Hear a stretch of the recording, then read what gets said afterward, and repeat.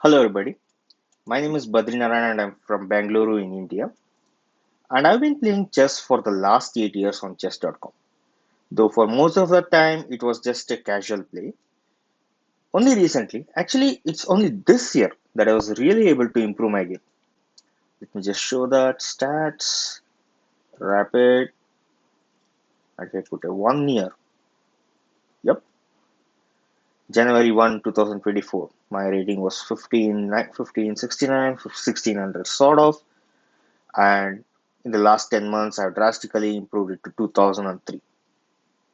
My highest rating along the way was 2034. Actually, I've broken 2000 rating two or three times, but each time I was just beaten back to my quote unquote real rating. For a while now, I've been thinking of sharing this journey with you all on YouTube, and to that effect, this is the first video that I'm uploading. Hopefully, you will enjoy not just watching my game but also listening to my commentary as I walk through my thought process. Like, why did I choose this move? Why did I choose this particular strategy? And so on. Hopefully, you might pick up some insights on how to better yourself at this game or even share some of your own insights to help me better my game. That's my thinking before starting this channel. And without further ado, let's jump into my first game which I wanted to show you. I have I've split the games that I wanted to show you into these three collections. We'll go through the meaning behind each collection later. For now, for my first game, I'll choose something from One Magic Moment. And here we are. This game I played just yesterday and I was really happy with this game. Let's just start the analysis. His rating was 2147 when he started this game. Mine was 1985. So I was a little bit intimidated, but started. And he started with d4. And actually, these days, against d4, I start with knight to f6. The I watched a lot of videos from Remote Chess Academy on this, and I found that this really suits my game. The idea is that I'm anticipating London, and if he goes there, this pawn comes here, this pawn comes here, and I really have a good game where I break open that pyramid and disrupt all his London plans. He went nf3, I so indicating that he is not going for the London.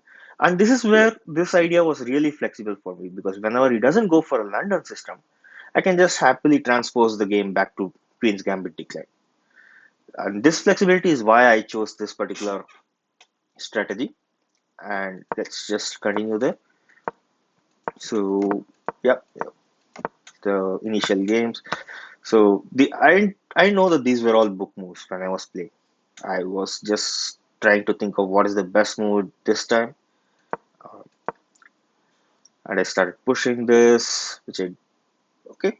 I was thinking that this is not that good. I was thinking I was overextending here, but apparently it's excellent. So good.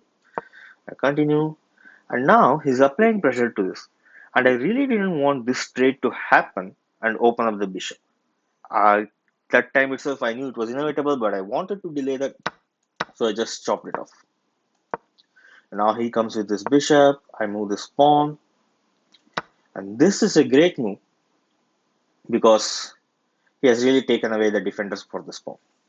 This pawn is stranded in the middle of the road, and there are so many things out to get him. I first countered it, saying that if you hit me, I hit this, but naturally he was able to defend it because this is an isolated pawn and he doesn't have an isolated pawn, and he was able to immediately defend it with a pawn. And now I had to defend it back, and this was the only move I could think of. Stockfish doesn't like it. In fact, oh my god, the rating, the game swung to him with a 1.8 advantage. And apparently, he wanted my bishop to come here and give up this pawn. Let me just show that way. Just go there. And if I show moves,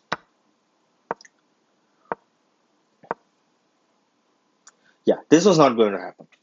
I had no intention of giving up a pawn this early in the game, so I just did this.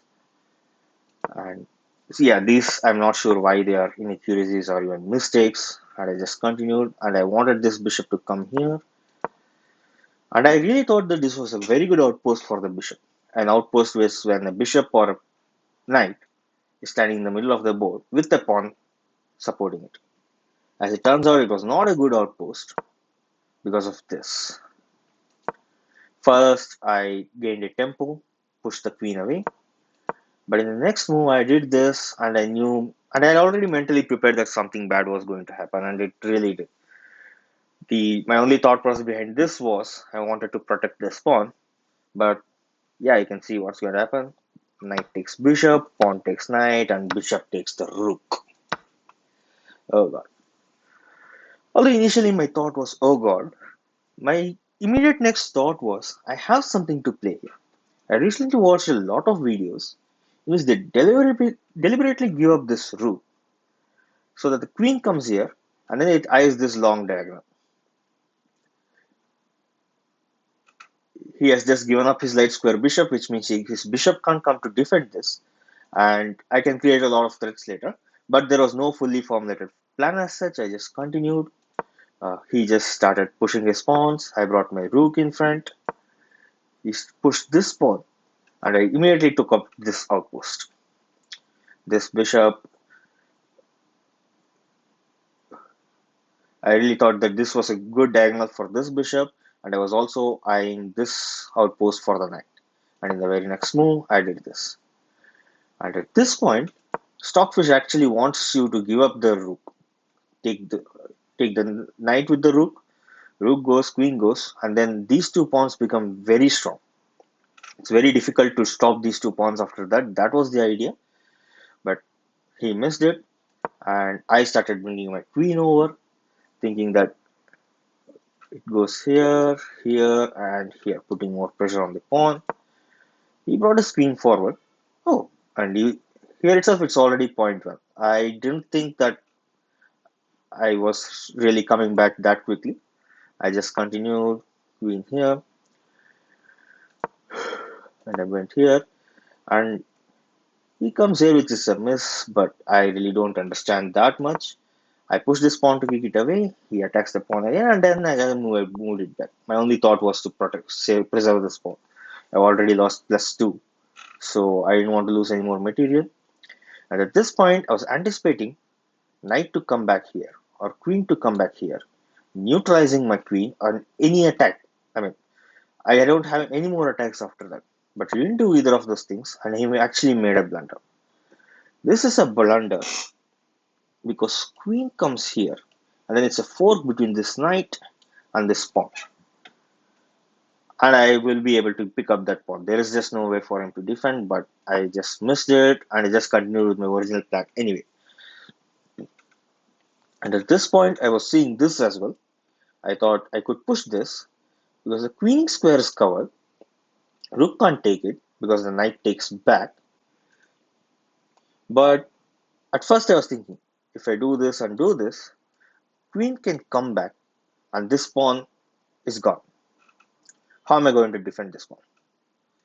But after he did this, I once again looked at him.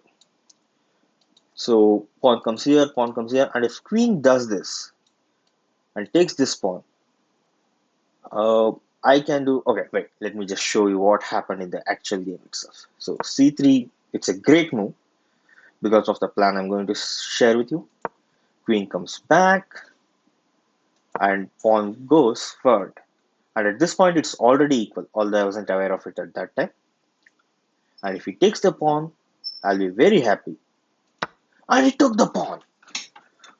I was really, it's a major blunder. You can see the evaluation went from what? Point 1 to equal to -5 for me. Why? Because of this check. Queen checks the king, and king can't go here, king can't go here, king can't go here, king can't go here. All of those are covered by the queen and the bishop. His only options are king comes here or rook blocks the check. And I had already mentally prepared that king will go here. And then knight gives this check and I get the queen. Although I wasn't happy about this. Why? Because Rook takes knight, and after I take the queen, these rooks double up and attack this pawn. I was mentally preparing myself for that, but thankfully he missed it and brought the rook to block. And I was like, wow, that's better. Knight jumps in, gives a check, rook takes knight, and queen takes queen, finally giving me a material advantage of +3. And it's going to be +4 pretty soon because this pawn is handy. King goes away from the check, I take the pawn, and so I have a queen, bishop, and a rook against two rooks and a knight. The game is by no means over, mind you, but I knew I had brought back the advantage heavily towards my side. And the moment he pushed this pawn, I was like, get out of here. I don't care. I don't care if I lose my bishop. I don't want these two pawns on the board. Now I have a queen and a rook. Opponent has two rooks and a knight, but I have these two extra pawns, and I was really happy with my position. Yes, yeah. And he immediately saw one threat and clicked it. I mean, the idea is that if he didn't do that, queen comes here, check, and picks up the knight. So he preempted that by moving this pawn, and I just thought, I'm just going to push this pawn. What are you going to do? He moved the rook back, and after this, I started eyeing the knight. So I thought, yes, now when my queen comes here, this knight doesn't have anywhere to escape. All are covered. Of course, he can go here, but then rook comes here, or let's see, wait, let's say he moves a random move like this. My queen comes here. His only position is this, and after this, the knight goes off. But apparently, there's a better move with minus m6, but come on, that wasn't going to happen. This was my only thought process, but he preempted that by bringing this rook here. At first, I didn't see it. I still thought this was a trap. I thought the knight was trapped here. Obviously, it wasn't, but this gave me another good idea of simplification. I am a very strong proponent of simplification. Once you have a material advantage, just get rid of it. Just get rid of all the pieces. Uh, with the idea is that in the end, you have that one extra piece where he doesn't have that extra piece, and he's absolutely helpless. So here, I'm targeting this knight. So he has no option but to trade the rooks. Of course, he can go here, but it's an eventuality. Like even if he goes here, then my queen comes here, and I'm renewing all my threats.